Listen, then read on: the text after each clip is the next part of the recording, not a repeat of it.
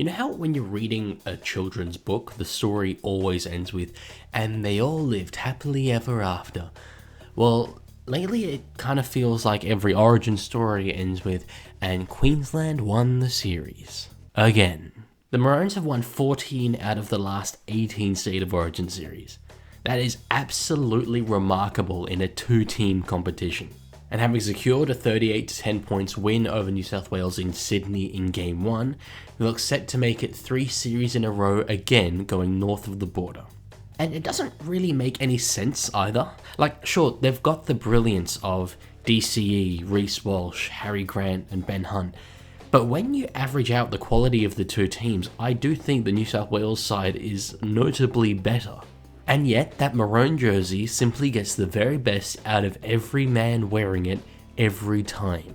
Now, it's actually only happened twice in the 21st century, but given that this Queensland side won Game 1 and Game 3 is in Brisbane, there's a very realistic chance that they could turn this series into a clean sweep. That in itself would be a very impressive achievement. That Queensland side that won 11 out of 12 series only managed to do it once. And that was a side obviously featuring the likes of Cooper Cronk, Billy Slater, Jonathan Thurston, Cameron Smith, Greg Inglis, Justin Hodges, Corey Parker.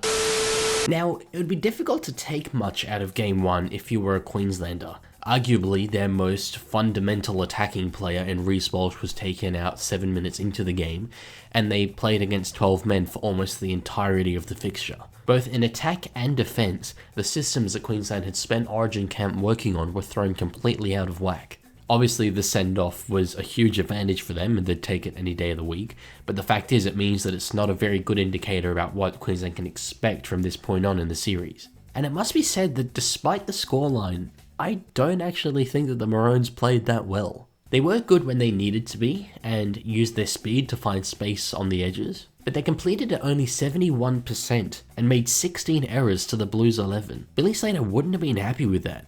And in fact, he mentioned in his post-game press conference that he knows this side has much better footy in them than what they showed that night. But the notable thing is that despite not playing well, they did still score a substantial amount of points and hold the Blues out enough to make this go down as a dominant Origin victory. That's the most pleasing sign for Queenslanders, and it presents a very daunting question of just how good this side can be when they're playing at their best. The two new faces in this side are anything but new. Felice Kafusi comes onto the interchange bench after having been activated as 18th man when Walsh went down in Game 1. The 32-year-old has been an absolute staple of the Queensland side for ages now, having represented the Maroons 15 times to date. He's one of the many players Queensland have who've simply never let their state down, and who comes from the generation who set the example that the likes of Reuben Cotter, Lindsay Collins and Patrick Carrigan have lived up to ever since. He is still a super solid defensive back rower, and that's going to be really vital in countering what the Blues have on their bench. Despite his age, there isn't a doubt in my mind that picking him in this side will prove to be a good decision.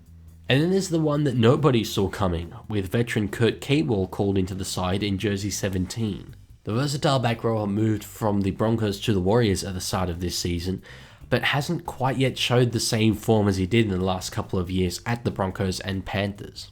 Now that could be simply a result of his team generally performing worse, but I think it surprised most people to see him called into this side ahead of the likes of David Fafita or Hylam Lukey.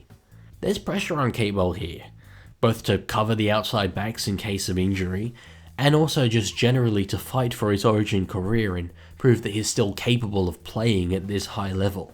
But that being said though, Slater simply doesn't get calls like this wrong. The two players who make way are Jermaine Hopgood due to a back injury, and Selwyn Cobbo after we learnt that he only got through Game 1 with the help of painkilling injections, so he has some physical problems there, but is also being granted leave by the Brisbane Broncos to deal with some off-field stuff, so obviously all the best to him, and hopefully we do see him back very soon because he is an Origin player through and through.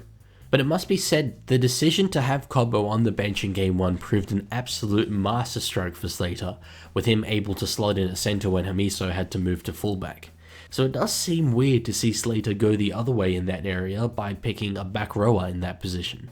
There are some theories going around that 18th man Dane Gagai could find his way into the 17 before kickoff, but to be honest, on the balance of probabilities, that's just not something I see as being likely.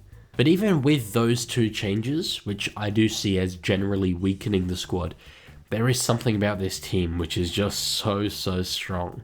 The core of DCE, Ben Hunt, Harry Grant and Patrick Carrigan have been together in Origin for quite a while now. Queensland have had far more consistency in those positions than the Blues have in that same time, and you really notice that difference in the moments that matter. Queensland play is far more of a cohesive, well-oiled unit than the Blues do. It's what gets the job done for them when, player for player, they probably have the weaker side. But now, this video is about why Queensland can sweep the series, which to me is 90% a question of whether they could win Game 2, because I really struggle to see Queensland being 2-0 up, going to Brisbane in front of a crowd of Queenslanders absolutely baying for blood and letting the Blues escape with a win. The thing that stands out to me in this Queensland side is its speed.